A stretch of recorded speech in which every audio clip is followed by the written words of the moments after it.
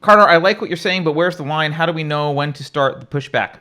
Okay, so I think what he means is, by the way, I think Thomas, I haven't actually hit the publish button, but I think he has a new article.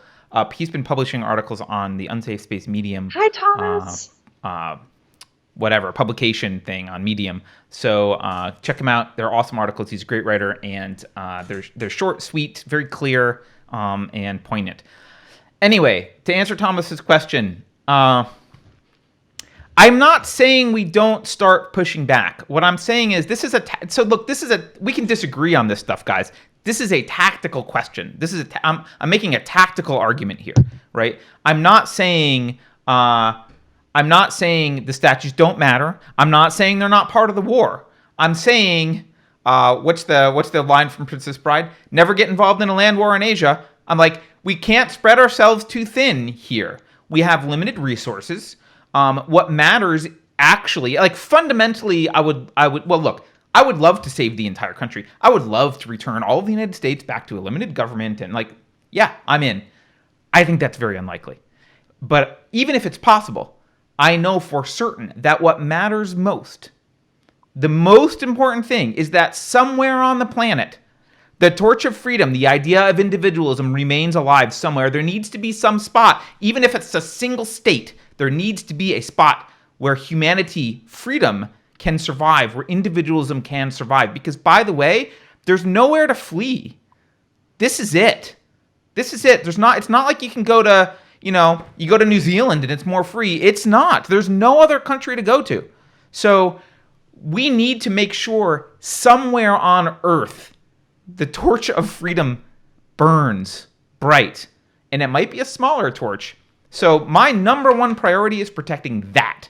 If it can be protected in the bounds of the entire United States, great. If it's only going to end up being in Wyoming, at least it's in Wyoming or wherever. It doesn't matter. I mean, it matters, but I want to win the war. That's the war to me. And if we have to make tactical decisions like, I think this battle's lost, what do we do? I think we need to make those tough decisions. And I would argue, I am arguing, that getting into battles about statues all around the country that the crazy left is ripping down is kind of a distraction. Because it spreads us thin. We're going to be arguing over this detail, which isn't actually the crux of what they're doing. We should be, I would choose to, voice some opposition so people can see there's some opposition. They're going to win anyway, eventually. They're going to win. They have control over the local governments. They've got control. They're going to do it at night when no one's watching. They're going to win. They're going to tear the statues down. So, sure, voice a little bit of opposition. They're going to tear the statues down, but put your effort into showing people how evil this ideology is and how much of a threat it is to freedom, and figuring out and waking people up philosophically and explaining to people that, look, they're coming for you, right? Today it's the statue in my town. Tomorrow it's the statue in your town. Then it's your kid's school. Then you're going to get on a boxcar, whatever it is. It's not far-fetched that it will get to that point. But that's why I think people are having trouble understanding, or at least I'm having trouble understanding what you mean about let them take the statues, because what's coming next. And you're right. It will end up with this ideology always ends with mass murder. It's not a let them. This is like standard battle strategy discussion. Do we cede this territory over here so that we can protect this territory? We have limited resources. That territory is lost. We're going to lose the statues, people. Okay. Lose them. Focus on something else. You got limited time and resources in your life. Focus on something else. Figure out where to move. Take over a state. Do something, right? That's not fighting statues in every little town. That is a losing battle, and ultimately, it's a waste of your resources. That's my view. You can disagree with me. We're still on the same side. This is a tactical discussion about. And so when Thomas, you're saying where do we draw the line? I draw the line at the statues. Yeah, the statues are rad. That's a line. But we're going to lose that town. That territory is going to be lost, and we've got a war over here we got to fight. And we got to pull the troops in and focus on the main battle, because that battle, while painful, we're gonna have to lose. But We're gonna lose it. I just want to have some pushback with you, and just because I'm trying to understand your perspective better, and I don't, because it Why not? sounds to me like what? Because it sounds to me like, I mean, we're going to lose that battle. Well, see, part of what I think would change this, we were talking about people being demoralized before. The point of them taking down the statues is spiritual warfare. They want to demoralize you and make you believe that the entire country is now opposed to the principles we were founded on, opposed to individualism, opposed to liberty, opposed to free speech, opposed to equality for all. They want to make you think that. And when the statues go, it's like people are going to be thinking that. I think some people are viewing, don't you think some people are viewing the statue fight as maybe that's where the line is? And if the government, if they said, look, there are, up until a few weeks ago, it was a Tucker Carlson was something. It was like it was a felony to deface and destroy public property in that way. Why aren't they arresting these people? Like, wouldn't that be a line? That's why it's lost, right? The FBI is literally kneeling to Black Lives Matter outside of the federal building in Washington. So, like, this is literally, yeah. I mean, it was mostly administrators, but like, yeah. It was mostly administrators, yes. They were wearing FBI garb, right? So, like, this is, you know, they've been telling you for decades that the deep state doesn't exist, that you're a crazy Alex Jones conspiracy theorist because the deep state doesn't exist. Why do they want you to think it doesn't exist? Because they own it. It's theirs. They own the deep state. That's why they don't want you to think it exists, because they've infiltrated it. It was converged upon a long time ago. They own the deep state. They own Joe Biden. The guy's a babbling fool. The latest commercial, he literally can't even say his lines correctly in the Joe Biden commercial.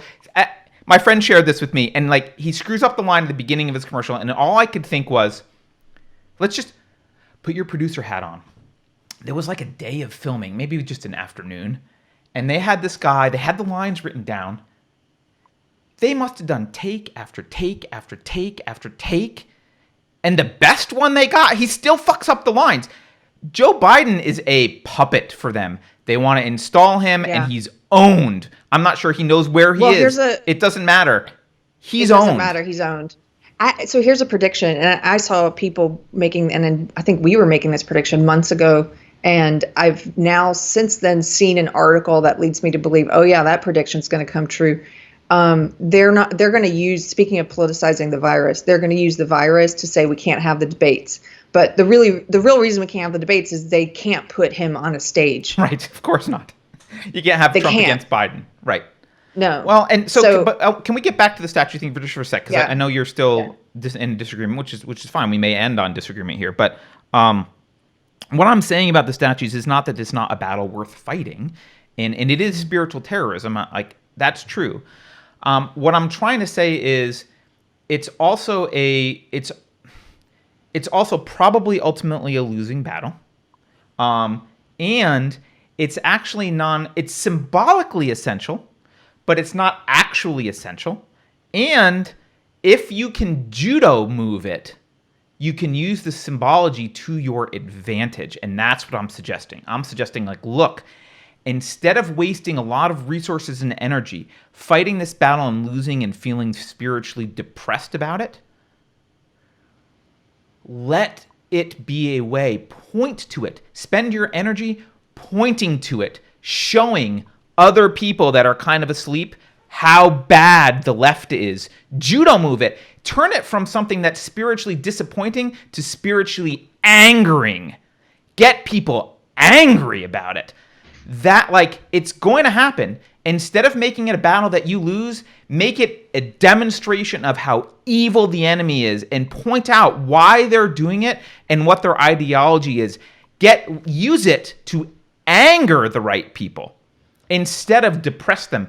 I'm suggesting, and I'm not a tactical expert. Someone suggests we should read The Art of War. It's been decades since I read The Art of War, right? But I'm suggesting, like, if you can judo move this a little bit and say, look, they want us to be in these battles about each little freaking statue and blah, blah, blah, blah, blah. They want us to be arguing about this crap. They'll tear it down at 2 a.m. and life will move on. Instead of doing that, we can be standing back, not addressing them for the most part, but addressing everyone else, saying, look what they are doing. This is what they're about. This is the threat you face. They are coming after your way of life. They're coming after the foundational principles of this country.